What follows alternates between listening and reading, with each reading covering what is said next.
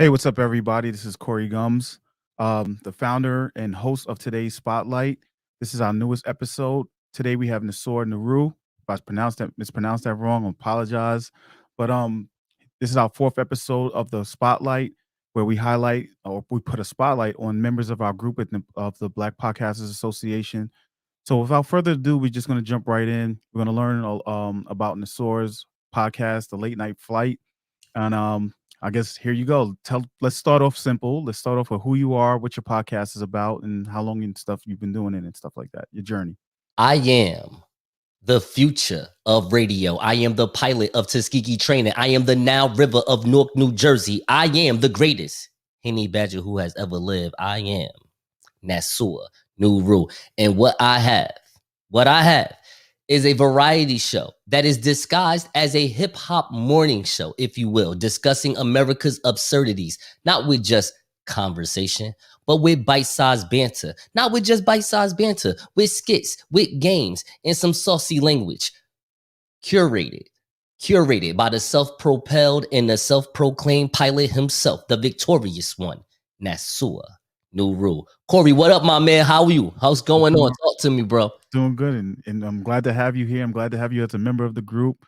We had a nice long conversation before we started recording, so I like the energy. I like the showmanship. So I guess you said you're a variety show disguised as a hip hop morning show. That's a different concept. I know when I saw you signed up and I saw that your description was that, I was like, I need to know more, and I need you to explain to me exactly what that is, because it's not a conventional podcast as we tend to think of podcasts. Yes. So but I want to try to make this story very bite-sized, the same way I do on the show. So before I really started my first episode, this is, I want to say, 3 years in the making. I had to sit down and think, how do I want to consume a podcast? I started asking people, hey, have you listened to podcasts? Usually the answer would be no. What the hell is that? But once I explained to them what podcasting is, and maybe they heard some from certain people, they said, oh yeah, I heard about this person's podcast. Well, I like this. I like the conversation. I like this. I like that. I like the fact that these celebrities get to be normal, everyday people on a podcast. And I think that sometimes, because that got to be popular, let's say Joe Budden gets to shoot the you-know-what with his friends, we may see someone that is like us. We may not be nobodies, but we are no names. We're trying to get our names somewhere, but we're no names. And as no names, you may think that your let's just kick back and chill conversation is just as not only personalized, but just as good as Joe Budden. You got to realize Joe Budden has a catalog full of people that he can just call up and shoot the breeze with. It may sound good, the same way Noriega does with Drink Champs. You just have a friend that just lived down the street from the bodega. You gotta weigh some things out. And I said, hey, you know what? I want to create a show that has a variety of things, because I'm not really good at just talking about one niche thing all day long. I'm not the guy that's going to tell you what black men need to do to heal. No, I'm not going to do that. Or just wrestling. I love wrestling. I do. I ain't gonna lie. I love it as a theater. It's dope to me. But I can't give you an hour of that. But I can give you an hour of news and philosophical hypotheticals and all this jazz that we do on our everyday. And I just wanted to condense it in a way where the everyday person would say, I get down with this guy, because he's just looking to have flair and substance and use that as a presentation to talk about the things that we really are disgusted about on a daily basis. Okay. So, we hear a lot about niching down, and, I'm very in the group, and as far as just having discussions, I'm very big on working with clients with niching down. Yes. By you saying you're a variety show and that you offer these different segments, I guess, of content inside of your podcast, there's not a real niche for you, right? Well, how do you classify that? Or for somebody who might be watching and just might be looking to do something similar to what you're doing, what would you tell them? Like, what would that be? Like, because unfortunately for some of these ways of distributing your podcast, you have to select a niche or category. Great question. Because we kind of got into that a little bit through Facebook, but I'm not the best texter, so my words may come off different, and I don't know how to read other people's text. I'm I'm much better at verbalizing everything. So Right. to answer that question, what you're talking about, or the statement rather, Mhm. on Apple Podcast, I am labeled as an improv podcast. Okay. So I call it a variety podcast. It could be an improv podcast because this podcast have been in the top 200 about 4 times in my year of existence on Apple Podcasts as a top 200 improv podcast in America. Hey, let's just go with improv. Okay. Let's go with that. Okay. All right, cool. So when you say so like I guess gives people an idea of what they can expect when they watch your show. I mean, you say you touch on different areas because you Mhm. don't just focus on one particular thing. Right. What can they expect? Is it serious comedy? Is it a mixture of different things? Like So what is the goal? Like what when somebody listens to your podcast, what are they going to walk away with? check me out. This is what I'm going to do for you. I'm going to do everybody a treat. This is what I'm here for. Yeah, welcome. Okay. So tonight, even though I think this episode is pre-recorded technically, it's kind of like basically what I do with my show. My show is pre-recorded, The Late Night Flight. Please catch that on Apple Podcasts, Google Podcasts, Spotify, YouTube, Amazon Music, Audible, wherever podcasts are available. Radio Public. All right, we out here. iHeartRadio, of course. But the point I'm making to answer your question. Wait, what's your question again? I'm talking too much. I'm going to promote my show. I basically, because you have different concepts in your show, like Okay. No. I want to give you my expect? format. Right, yeah. I'm sorry, Corey, my man. My apologies. The No leader problem, man. of the Black Podcasters Association. My apologies. Oh my God, sir, please don't execute me. I'm gonna answer. Okay, so tonight, Sunday, November the 14th, I am releasing episode 68. I haven't put a title on it yet, but I'm going to tell you how the format goes. So in the beginning, you get what I like to call America's favorite intro. So I don't even do the intro to the show yet. I do a gag. It's called This Is the BS. So I have a game show beat in the background, and you basically hear me read out 3 different news articles. Usually be 3 to 5. Usually, if I feel good, you get 5. Usually it's 3. Of course, 3. 1, 2, 3. And I asked Smarts, who is the co-producer of the show, is this the BS? Now we curse, but I use a coin machine to bleep out the curses. I don't do the cursing thing. I just bleep it out. But is this the BS that blase, blase, blah did this? And I would say it's a well-written joke for someone that does not work for SNL. All right, there you go. And you get 3 of those. You might be like, oh, this kid thinks he's funny. Okay, and then after that's over, you get the intro to the show, which is some of my little rap skills from back in the day, maybe. Anyway, so after that, then you get the first segment. That could be anything. In this episode is me and my female correspondent. Her name is, we call her Baby K with the AK, or she's just basically light skin quiche.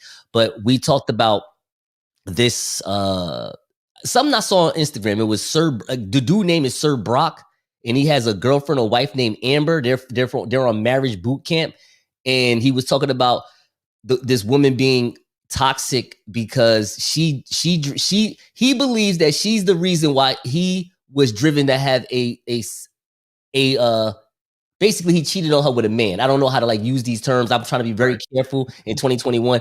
I don't care personally, but again, these are things that people kind of want. Oh, word. So we get 5 minutes of that, and then we do this thing called the cuff cards. I don't do relationship topics technically, but what I like to do, because people do like to talk about these things, I had these icebreaker cards. They're called cuff cards. They have a lot of different terms, different variety of these things now. And I like to use them because honestly, when I go on first dates, I actually use these cards to talk to women because I don't really be knowing what to say. I just be like, you know what? Let me just pop out one of these cards. It works all the time. I'm talking about 60% of the time. It works every time. All right. Now, okay. There goes the Anchorman reference. But it's really good though. So we did that, and then after that, we had a conversation about what was it about? Kyle Rittenhouse crying mixed in with, I don't know, you're in Queens. I don't know if you heard about this story that's in East Orange, New Jersey, where this girl actually, a young girl named Josiah Moore, she ran away from home. They actually found her in New York City. So we talked about that. And we have someone that works for the city of East Orange that works on my show, works on the show rather. And he gave us the story of what was going on. So you get a quick 5 minutes of that. The next segment after that, we talked about what was going on after that? 50 Cent. We talked about 50 Cent. 50 Cent is barking at Stars because Stars played the episode that he Right. directed and he took it down. So we wanted to find out whether 50 Cent is a great marketer or is he just a pouty director? All right, you get a 10-minute segment for that. And I have to be honest, that's actually the best segment I've ever done with me, my man Smarts, and Jers, like all together in the same room. I've done about 8 segments with them so far. This one is really good. Like from an audio standpoint, what's being said, I really like that small conversation because with us, I'm not going to lie to you, with what I like to put together, the conversations, in my opinion, I like to call them like they're like funny pseudo intellectual conversations. So we are shooting the crap, but it's not a hole in the wall conversation. I'm going to hit you with some facts that we have online that we have read, and we're going to put it out there. And at the same time, you may hear some giggles and some little terminologies to make it funny, but at the same time, we're hitting like hard. We're using our facts that we gathered to make our point in 10 minutes, because in my opinion, I think that's what real people do. We talk for a little while. Not for a long time. At least when we trying to hit our high notes and make our points, it doesn't take an hour for us to get to that point. Anyway, so then after that, I think the last one we talked about Joe Budden saying that he was bisexual as a marketing tool.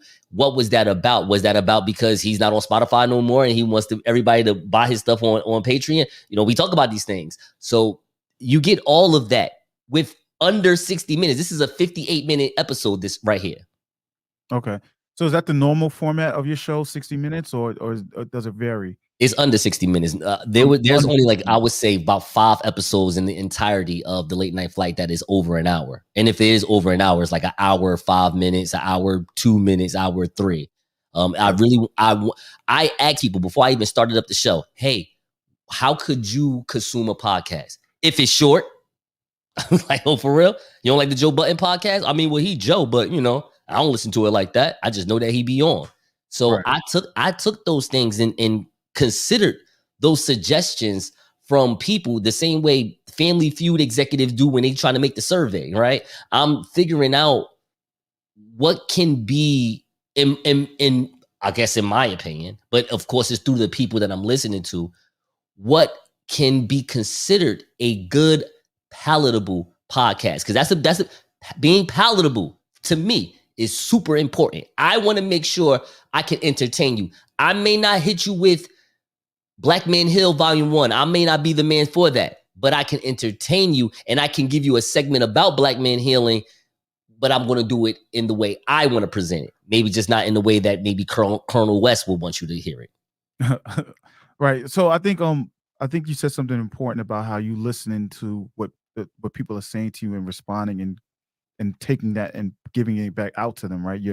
The feedback, right? So yes. How do you go about getting feedback? Like, how do your listeners respond to your show? What kind of feedback are they giving you to let you know that you're on the right track with what you're doing? Great question. So I'm gonna be honest with you. A lot of people that have visual podcasts, they put them out on Facebook Live or Instagram Live, and they want those comments they see under. Some people just say, "Hey sis, good show." That's not feedback. That's a shout out. And that's why I don't do visual podcasts, because I think that when you're dealing with today's world where everybody is playing smoke and mirrors because they think they're going to get somewhere by being in smoke and mirrors, that can be considered a comment. That can be considered feedback. And that's not feedback. The way I want feedback, honestly, through my canvas marketing, or if I'm just out and about and I'm using my dot cards to promote at a networking event, I'm telling people, or you're going to see it visually through the promotion. Feedback is welcome. Hit me up, the late night flight at gmail.com. You can DM me on Instagram. You can IM me on Facebook. You want my phone number? I'll give you my phone number. So I have friends from Norfolk State University, where I used to go to college, or William Patterson University, Essex County College. I've had experiences when it comes to the world of education, and people are texting me, emailing me. I could, hey, if you want me to email you, Corey, and show you something just to show you what the feedback that I'm getting, I have no problem with doing that. Now, of course, I want it from more strangers, if I could use that term, people I've never met. I get a few of those, but the best way I'm doing is basically through social media, creating newsletters, putting that out via text, via email to people. Mm-hmm. That is the most welcome thing. Now, getting people to really do that back, that's difficult. But again, I know that I'm in the beginning stages, but I know what I know how. I'm gonna say I know how to, but I have figured out the strategy of how I want to market this podcast and get it out to a bunch of people. Basically, learning how to build a net so you can catch 1,000 people. Because right now, that's what I'm doing with this content. I'm trying to build a net to catch people right now. Everybody want to probably go back in the water, for the most part. Everybody gonna want to get back in the water because podcasting is still new. But I'm still keeping some fish. Fish is being kept, and they're like, yo, you know what? Yeah. I like this. I like what's going on right now. So to answer your question, just through the virtual promotion, the physical promotion, asking people, telling people how they can give me their feedback, that's working for me. I wish it can be more fruitful and multiple and it can happen more consistently. But I think that's just with time and with me not me, but with the late night flight being more consistent and just hitting more ears. Right. Yeah. I mean, a lot of people, that's one of the things I try to push with clients and stuff. Is just setting up your feedback system and utilizing tools out there like Google Forms or something like that to just allow your fans to give you some feedback, make it short and simple, even anonymous sometimes, just so you can get a gauge of what's going on and Oh, see yeah. what's working, what's not. I have a tech background, so I'm all about iteration. You keep constantly iterating through things and see what works, what doesn't work. So that's very important. Um, what kind of so I guess, for a lot of people, when we were talking off screen, you told me, I mean, I would say you're pretty successful in what you've been doing so far. Like your listenership is at what? How many listens do you like? How many downloads or how many? I hate to go by downloads, but how many downloads have you had? You hate to go by downloads? Yeah, Shoot. because the problem with downloads is that if I hit subscribe, like I do on some of my podcasts that I Yeah. follow, I don't Yeah. get a chance to really listen to the episode. Okay. So Okay. it's downloading to my player, but it's not necessarily meaning I'm listening to it. So, That's true. That's true. but it is an indicator that some people are out there checking you out. I would say this, and I hate to be very Puff Daddy. You're from Queens, so I mean, I wish I could use a Queens person, but just NYC and just say I hate to be very Puff Daddy about it, but the downloads is the thing that is getting the monetization with Red Circle. It's like, hey, can you beat the threshold of 5,000? Because if you beat 5,000, you're going to get to meet our sales team. We have a sales team that will get advertisement for you. Don't get me wrong, young man. You can still do your own advertisement if you want and get your own sales ads and put it in your show and all that. But hey, we got our own sales team, and if we can get T-Mobile or this company to whether they want to sell it for $3 or $4, we're going to put it there and give you the money. What's up, young man? You want to do that? Yeah, do that. And the last 20 episodes, I've been having advertisement on, which is great. But I also want to I want to make an impact in my community, local community, by getting to these online businesses, these small businesses as well. But to answer your question about the downloads, so I currently have, because I'm on Red Circle, I'm on my page right now, I currently have 19,500 downloads. Now, and that's over the past year. This is over the past year. We started the late night flight September 2020. The first episode was put out October, whatever the first weekend of October was. It was around there. Yes, but it's been a year. We've been able to put out a show, I want to say, for the most part, weekly. Maybe every 7 to 10 days, but it's been weekly for the most part since our inception last year. And yeah, I go out, whether it's to network events or parties. I buy certain marketing tools, whether it's buying Facebook ads or buying these dot cars or link cars. I'm just looking to find ways to be as, I don't want to say contactless. I know it's a COVID world and we all trying to find those new ways to be contactless. It's just that I realize that I'm living around a bunch of introverted people. I feel like COVID has made whoever was introverted even more introverted now. And I don't want to come off any type of, like, sometimes your confidence could come off creepy to somebody now. It's like, hold up, wait, just because I believe in myself, now you're going to put me in the same category as R. Kelly? That's not nice. Not nice at all. But whatever. It's the world that we live in now. And I'm willing to just invest in certain things, in certain promotional tools that will still help me drive my agenda, which is pushing the late night flight. All right. So, I mean, in the past year, you've been able to accomplish the goal of getting you got 19,000 downloads. Let's just. Yeah, 19,000 downloads. We can't say 19,000 people. 19,000 devices said I mean, yes. that's not nothing to scoff at, right? So, what for the people who are watching or who are looking like that are trying to get their podcast to the next level, what would be the one thing you would one piece of advice you would give them in regards to kind of what you kind of achieved with your success so far? If you're a man, become a male stripper. If you're a woman, become a stripper. No, I'm just joking. I don't know. Um, to honestly, Mr. Corey, I'm just out here going outside, bro. I'm Okay. doing it. I'm doing it like drug dealing in the '90s, man. I'm outside. You like For Jada? real. I'm outside. I'm outside. I'm not. You got to think about this for a second. I was talking to another brother that had his visual podcast called Black in America, and Mhm. he had a topic talking about um young black men and the detriment of social media. So, Right. which is, as a person that have to use social media, I know what I like about it. I know what I love about it. I know what I hate about it. I know why I'm on it. Because in real life, I probably wouldn't be on it if I didn't have a business to run. But that's another podcast for another day. Um, as far as just people are on their phone at the mall, people are on the phone at a baseball game. I see Kevin Hart and Drake on their phone, but they're front row watching the Toronto Raptors play the Golden State Warriors. So people are outside. Mhm. We can't look at Instagram and say we're going to push our rap album on Instagram because everybody's on Instagram. Yeah, everybody's on Instagram the same way everybody can be at the mall, but they still don't know you. What can you do through not through a post? I'll put my quotations up. What can you do through a post or through a whether it's visual or audio in 10 seconds that's going to grab thousands of people attention realistically? You probably ain't nothing you could do, even if you spent money on it. You can spend $5,000. You can get Spike Lee to make you a 15-second director's cut Canva promotion to your podcast. To be honest with you, if Spike Lee ain't doing it with you on camera, ain't nobody gonna watch it probably. So I just took that theory and said I'd rather go outside and just start from scratch. Whether I drive to Queens or the Rough Buff over there. Well, for those who watching this podcast, you live in the Midwest. Rough Buff is Buffalo, New York. I just wanted people to understand that. Okay, Delaware or Philadelphia, wherever me and a rental car can go.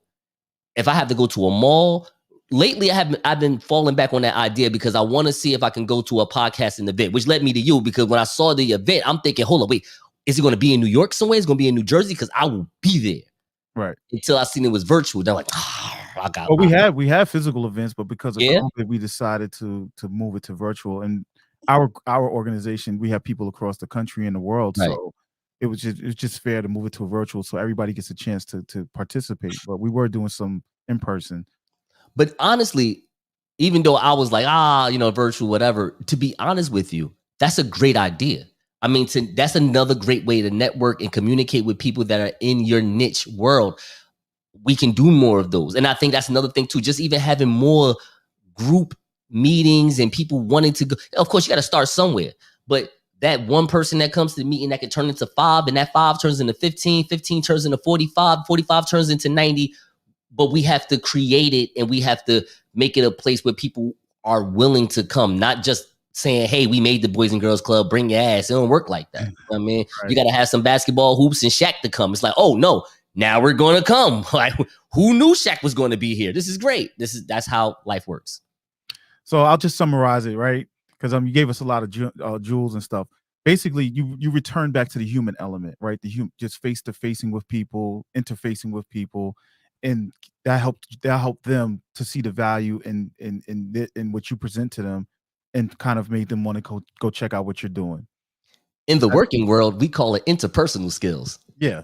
so you were interfacing with your public. You went out there and you got out there. You did like the old school, like we used to do back in the days, where artists would come into a record store, fans would come and interface with the artist and just build that brand up. So I get it. I mean, I think that's a good way of doing it. I mean, But it's a small element. I don't want people to think like this is the be all end all. You have to do this way in order for it to work. It's a mixture. You still need to promote the hell out of yourself online because that's where most people are at. regardless of whatever I'm saying. Most people are online, so you still have to find ways to catch it through whether you're going to make the, like, a lot of people like to do live. So it's like, if you're going to go live, you just got to be consistent. Your content got to be sharp. Just because you're in front of a screen doesn't give yourself the right to think that people are going to watch you. It doesn't work like that.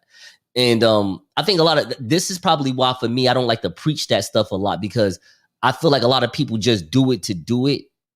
It's like Jamaica. It's like a lot of reggae. Like on that island, it's nothing but reggae artists. But in their defense, they find a way for all of those artists to eat because they support each other. See, for me with podcasters, I'm not saying it has to happen like that, but I just like we were talking about offline.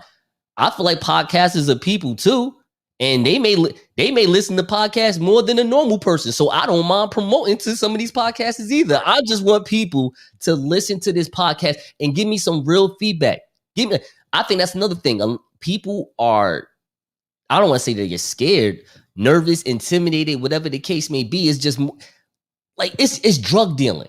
And I hate the fact that it's drug dealing in podcasting, because unfortunately, I'm sorry, ladies and gentlemen, unfortunately, this genre is the same way a book is, the same way a movie is, or a TV show, or even a radio program. It still has to have good content.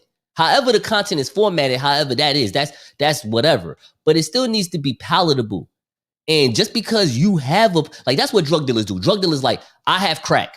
So what if the person's crack down the street is better, or sell it for cheap? They don't care about that. I got crack. That's how the people are right now with podcasts. I got a podcast.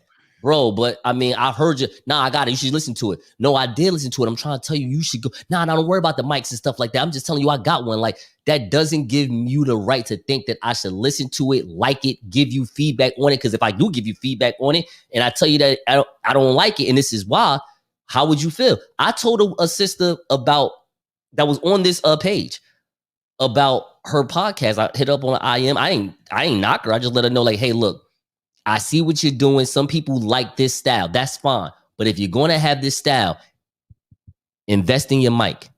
You can't sound like that on air every week and think somebody's going to listen to you. People ears, the way we was just talking offline, people ears will just turn it. It will turn it off. I come from the world of music, so trust me. I remember making music and people would just like turn it down a little bit and start talking over your music. Now, don't get me wrong, that doesn't always mean that it's trash, but most times it's more of like, it's something about it sonically that did not have my attention. Right. And I'd rather just do something else. In the world of podcasting, sometimes if you could turn some podcasting down and it make you talk, that might actually work sometimes. Or it's the opposite, where it's like, it made me talk because I'd rather talk to myself. I feel as though me talking to my blue wall. Hey, blue wall, you think we have better conversations than some of these podcasters out here? Yeah, right? Yeah, it be like that sometimes. It's crazy. What part you like about the late night flight? All of it, right? That's what I was thinking. We're going to be on YouTube. No, we're on Pandora next month. Slow it down. We're moving. Yeah. See, me and the blue wall, we could probably do a podcast better than some of y'all. We don't know. We're going to figure that out. Blue wall, we'll figure it out, right? We'll figure it out. We don't know. Well, I mean, so real quick, I think we're going to wrap it up with this question. And then, yes. We kind of went over the time, but that's fine. Okay. You know, I think this is good for people to see and learn from and listen to. I think you mentioned about content. So what would you say, because of the nature of your podcast, right? It's much different than most people. How do you come up with your content? What's your content creation process? The creation process is just about, how do I want to deliver the news that we're finding?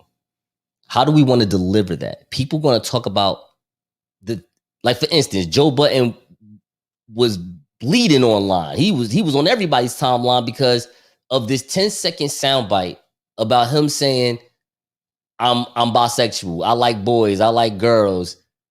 I'm down with that. Put that out there. He was saying this as a marketing strategy for the baby, of course, if people was listening to the episode and watched it in its entirety. The thing is that with the format, like, how can I say this? I want to make sure I say this the right way. Make sure ask that question again, because I want to make sure I say this the right way for people, because I really want. I'm saying because of the nature of the type of show you run. What is your creative process? How do you develop your content? How do you Okay, style? so all right, no, I got you. I'm sorry. I want to make sure I sit because I'm very specific, but I can lose the rail because I'll be trying to get right to the nook and cranny the same way I'm. Again, how I present this show, I tell the people that's on my show, and they hate it because they want to be normal every day. Like, I just want to talk. And I'm like, no. We're not doing that. I need everybody to hit their high notes. If we're going to talk about this Joe Button thing, we're going to stick on the Joe Button being a good marketing. That's it. Or Joe Button is saying you're curious or not curious. Is that the play in today's world? Like, but that's where it's going to be. We're not trying to find out what we think about Joe Button, period, the man, and then this. No, this. And I write it out, and I sometimes have a question for the people that's on the show. Like, this is where we're at. So we even do a quick run through of it before we even actually record it. But for me, it's really hard to like tell you how I'm on my SNL Michael Che writing part of it. It's just more of I make sure that each topic that's being talked about, we're talking about that topic in particular.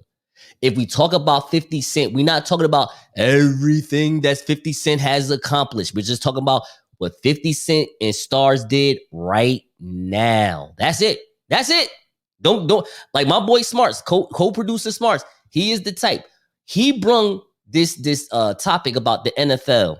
Mhm. I don't know if you like frequent into sports, bro, but the NFL gave up $1 billion to I don't want to say just like black NFL retirees, but retirees, period, because they were doing race norming Yes. for the people brains. Now, I don't want to like get super into it, but let's just say this. The 1991 Civil Rights Act has banned things such as race norming. So the fact that the NFL got to use this theory so black people wouldn't get their money. Now, mind you, everybody's not Deion Sanders. They're not going to just come away from the NFL with $100 million. Some people just made their normal money, like a Najee Davenport who actually sued and won. And if they're not able to work because the doctors are saying they have type 2 dementia, how are they going to pay for all the stuff that they done accumulated in their NFL career? So that was the point of making sure that they get this money. Now, the thing is this.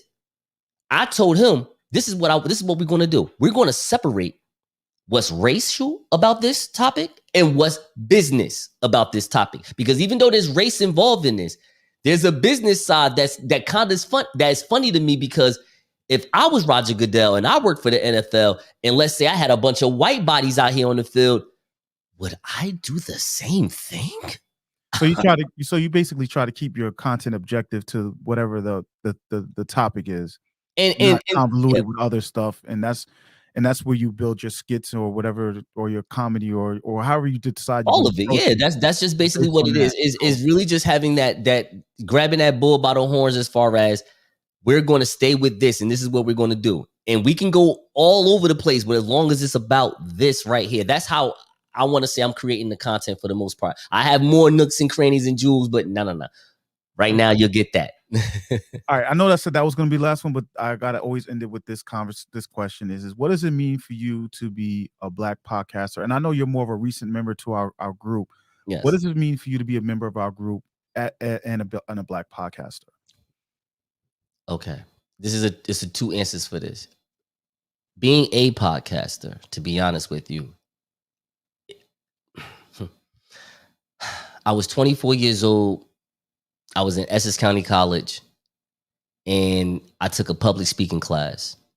Okay. And that public speaking class changed my life because the people that were there were already looking at me like this little short, little arrogant little kid, because he definitely just come in here like cocky, confident, he's bold. And what I realized was maybe I was giving off an energy that they didn't understand. And I wasn't trying, I was just being myself. But the point I'm making to you, saying all this, is because they gave me a topic. They said, yo, we want you to talk about the porn, not business, sorry, porn. But you got to give it to us in a 10-minute presentation. Mm-hmm. They gave me 2 weeks to do it. So I talked about the business of porn.